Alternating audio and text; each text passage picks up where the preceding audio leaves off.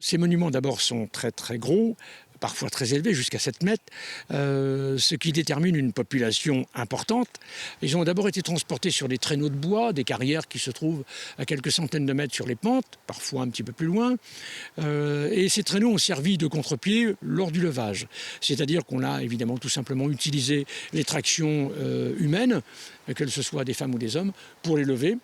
On n'a pas de traces de traction animale. Ce sont des monuments qui sont genrés, c'est-à-dire que certaines de leurs pierres sont anthropomorphes, représentent des silhouettes parfois masculines, mais aussi parfois féminines.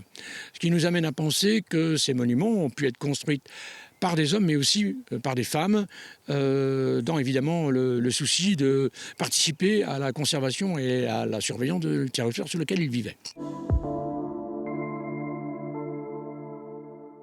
Chaque pierre représente certainement un personnage important dans la lignée familiale, que ce soit une femme ou un homme. Il est évident que ces petits aliments représentent soit des familles ou des lignées, peut-être les deux. Ça symbolise la force, la puissance d'un groupe qui est probablement en fait un assemblage de lignées familiales, mais aussi certainement de villages, que l'on peut estimer à une petite dizaine, grosso modo quelques milliers de personnes sur ce secteur-là, aux alentours de 3000, entre 3000 et 4000 avant notre ère. Ce qui sous-entend que ces monuments-là étaient essentiellement élevés pour les sociétés humaines de façon très très particulière.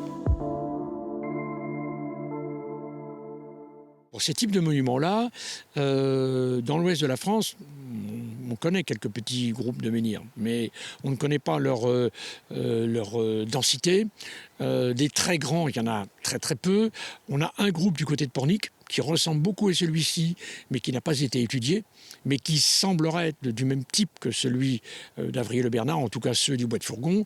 Mais pour l'instant, effectivement, dans l'ouest de la France, c'est la seule concentration de ce type-là, de connu, pour avoir été étudié et en partie restauré.